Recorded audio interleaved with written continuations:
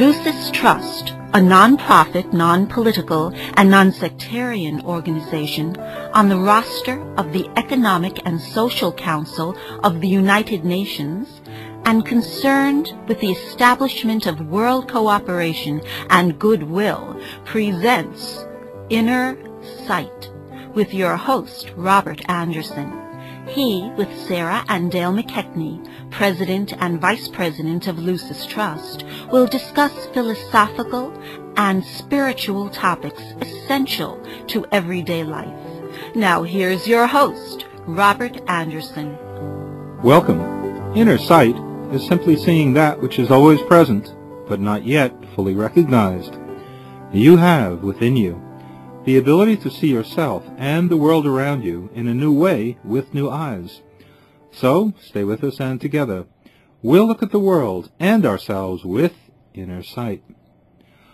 Our topic for today, values to live by. And before we explore this topic, I'd like to say a few words about Alice Bailey. Alice Bailey is the founder of the Lucis Trust, and she wrote 24 volumes of literature. And those 24 volumes of literature are the main inspiration for the dialogue that you hear on this program. And the following thought is from Values to Live By. It's published by Lucis Publishing Company. It's part of Lucis Trust.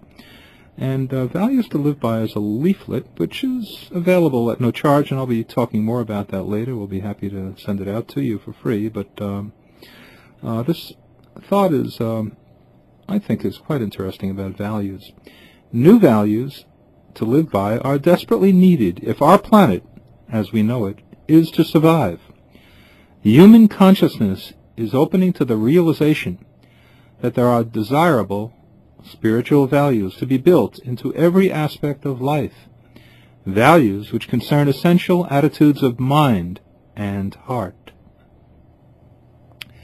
It seems that we're afraid to have a public discussion of values today. Why is that?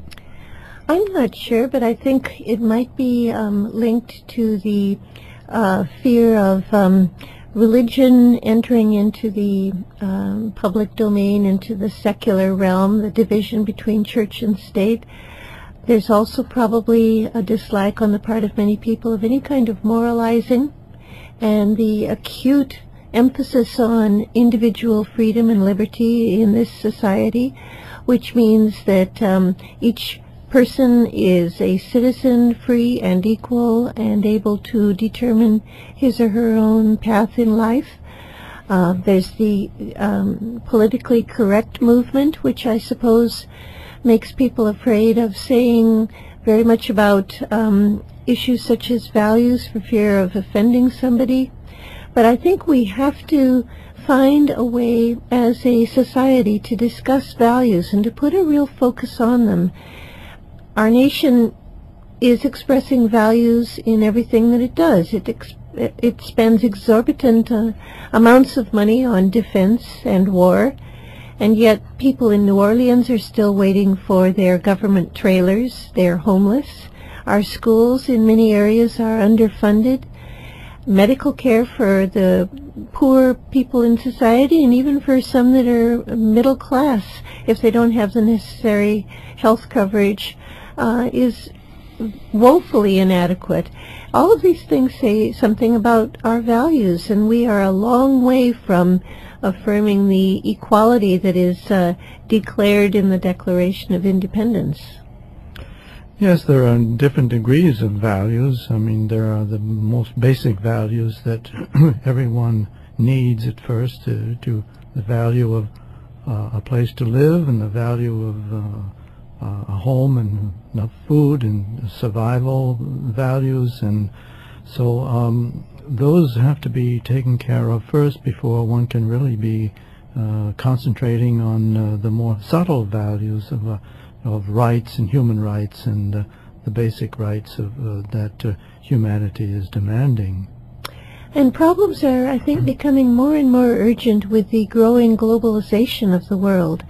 The Internet, the means for travel, the intercommunications means that people don't live unto themselves, and even whole societies can't remain apart. solutions to problems now demand international cooperation, and yet self-interest seems to be the watchword. Self-interest on the part of individuals and on the part of nations, because nations can be just as selfish as individuals can. That's right, because nations and corporations are made up of individuals who are just projecting their own inner values, whatever level those values are. So it's an individual can be just as selfish as a group or a corporation or a nation, for that matter, depending on the leadership of the nation and the values that they espouse and the conditions in the world. And if everybody is looking out for number one, for me, then there will be a struggle. And I think we've reached the point, I hope, where we realize that separativeness, greed, competition, and irresponsibility no longer work. They just aren't successful approaches to life. They are outmoded, you could say, because the new problems require a global perspective, and these selfish attitudes are inharmonious to life. So perhaps, in a sense, the present situation does play on people's self-interest, and it demands a review and a restructuring of values. Alice Bailey, in her writings, had some very interesting things to say about values, and one of my favorite comments from her writings is found in Education in the New Age, when she said that all children must be taught two things: the value of the individual and the fact of the one humanity. And the value of the individual, I think, is something that's well understood in American society. This is a society that caters to individual development, individual freedom.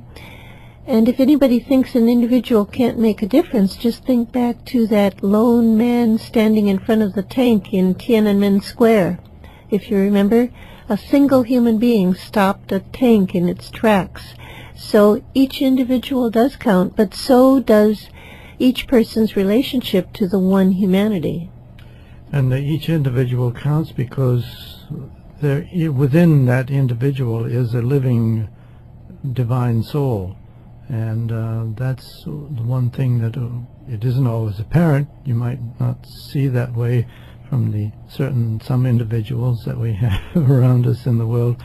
But the soul is buried deep there. But there is a soul, and that individual is in the world as an incarnation of a soul, and therefore it has the rights of a divine being to work out its plans in the world, no matter what it may be for that particular individual. I think there's something caused by the soul that affects our values, because at a certain moment in life, thinking back to that man, for example, in Tiananmen Square during the revolution of, 1989, who stopped the tank, any of us can find ourselves in a confluence of circumstances and energies that can create a real point of crisis for the soul. We've talked so many times on this program about how crises offer opportunity to the soul, and that's where our values are most thoroughly tested.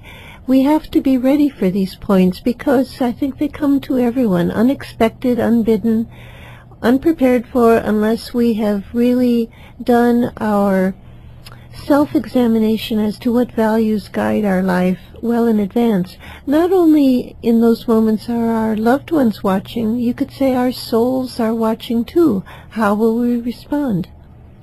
That's right. The soul is present whether we know it or not. It's more present in some people than in others, but it's still there. It provides life, and it provides consciousness, and it enables us to walk the earth in the one life of God.